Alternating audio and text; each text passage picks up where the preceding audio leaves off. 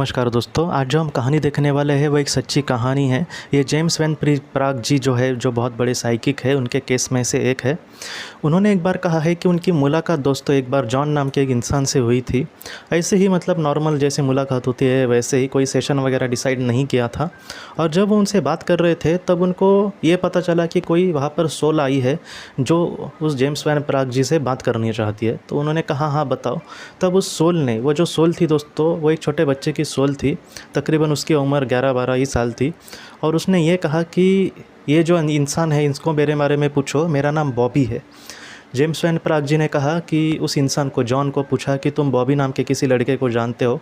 तो वो एकदम चौंक उठा, क्योंकि आप सोचिए कि नए नए हम किसी से बात कर रहे हो और अचानक वो कुछ ऐसा पूछे जो हमारी पर्सनल चीज़ें हो, पर्सनल बातें हो, तो एकदम हम चौंक जाएंगे। वैसे ही वो चौंक गया जॉन। और जॉन ने बाद में ये कहा कि हाँ वो मेरा भांजा है, वो मेरी बहन का एक बच्चा था 11 साल का, और वो अब इस दुनिया में नहीं है। वो बीमार हुआ और बाद में इस दुनिया से चला गया था। तो जेम्स वैन प्राग जी को भी बहुत बुरा लगा ये सुनकर। एक पृष्ठभूमि आपको मैं बताना चाहता हूँ कि जो जेम्स वैन प्राग जी ये कहते हैं कि जो जॉन की जो बहन है दोस्तों, उसका नाम है जेनी। और जेनी एक सोशल वर्कर थी, मतलब सामाजिक काम वगैरह वो करती रहती थी। बाद में उनका एक छोटा सा एक ग्रुप भी था महिलाओं का, और उसमें वो चेयरमैन थी। मतलब उसको ऐसा वक्त ही नहीं होता था, वो दिन भर कुछ ना कुछ ऐसा सोशल वर्क या फिर कुछ और एक्टिविटीज़ ही करती रहती थी। अपने बेटों को भी लेकर, मतलब बॉबी को लेकर भी उसके मन में इतना लगाव नहीं था जैसे एक माँ का होता है। वो अपने काम पर ही ध्यान देती थी, मतलब एक रेगुलर, एक नॉर्मल ही जैसे वो, मतलब उसका बिहेव था अपने बेटे के साथ। एक कुछ भी वैसा, मतलब अपने बेटे के लिए कुछ करे वगैरह। कभी उसकी पढ़ाई पर भी नॉर्मली ध्यान, कुछ ऐसा एक कहते हैं ना कि एक दिल से ध्यान देना चाहिए, वो उसने कभी भी नहीं किया। और एक वक्त ऐसा आया कि जब उसको, मतलब वो बीमार हुआ, और तभी भी उसने अपने बेटे पर इतना ध्यान नहीं दिया। और ठीक से, मतलब किसी डॉक्टर के पास बस लेकर जाओ आओ, बाद में गोलियाँ खा रहा है, उसको मिल रहा है कि नहीं खाने को, सब कुछ ठीक, ये उसने ध्यान नहीं दिया। और अचानक उसकी तबीयत दोस्तों अचानक बिगड़ती गई थी और वो इस दुनिया से चला गया।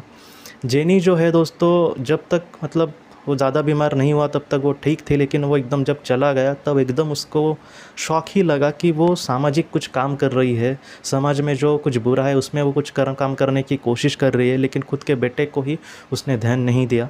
और लोगों ने भी मतलब उसको बहुत ये किया कि तुम अपने बेटे पर कैसे ध्यान नहीं दिया, बेचारा 11 साल का बेटा वो। इन सारी चीज़ों से उसको बहुत बुरा लगा और वो एकदम अकेले ही में रहने लगी। और एकदम मतलब होता है ना कि मतलब बहुत बुरा लग रहा था इन सारी चीज़ों से उसको। अब जब जेम्स वैन प्राग जी के साथ वो जो बॉब था, उसकी आत्मा जब बात कर रही थी, तब उसने ये कहा कि तुम मेरी माँ को, मतलब अपने मामा को वो कह रहा है कि तुम मेरी माँ को कहना कि तुम चिंता मत करना और अपने आप को दोष मत देना, क्योंकि जेनी अपने आप को ही दोष दे रही थी। और कोई भी माँ ऐसे ही अपने आप को दोष देगी क्योंकि उसने ध्यान नहीं दिया था। लेकिन बॉब अब ये कह रहा है कि माँ को कहना कि तुम अपने आप को दोष मत देना, जो होना था वो हो गया। और इसी तरीके से मतलब अब मैंने अपने जीवन को चुना था, अब मैं जहाँ पर भी हूँ बहुत ही खुश हूँ। तो तुम अपनी माँ, मतलब तुम मेरी माँ को कहना कि तुम मत चिंता करना, और मैं तुम सबसे बहुत प्यार करता हूँ, और मेरी जो ब्लेसिंग है वो हमेशा तुम्हारे साथ है मामा। ऐसे संदेश उसने अपने साइकिक को दिए, जेम्स वैन प्राग जी को, और उन्होंने अपने उनके साथ जो जॉन था उसको दिए। जॉन को इस बातों से बहुत मतलब खुशी मिली, और उसने भी कहा कि तुम्हारी जो माँ है वो तुमसे मतलब बहुत प्यार करती है, और तुम्हारी मतलब तुम हमेशा कहीं ना कहीं अपने माँ के साथ रहना, मुझे भी बहुत खुशी होगी, क्योंकि आज वो जिस दुख में है वो मैं नहीं देख सकता। तो बॉब ने भी कहा कि हाँ मैं उसके साथ हमेशा रहूँगा, तुम भी चिंता मत करना। और आखिर में दोस्तों जॉन के भी आंखों में आंसू आए, और तो उसने कहा कि तुम जहाँ पर भी रहो खुश रहना और हमेशा हमारे साथ रहना, तुम हमारी ही फैमिली के एक हिस्सा हो। तो उस बॉब ने भी ये सारी चीज़ें मानी, और आखिर में भी बॉब ने कहा कि मैं अपनी माँ से और तुम सबसे बहुत प्यार करता हूँ।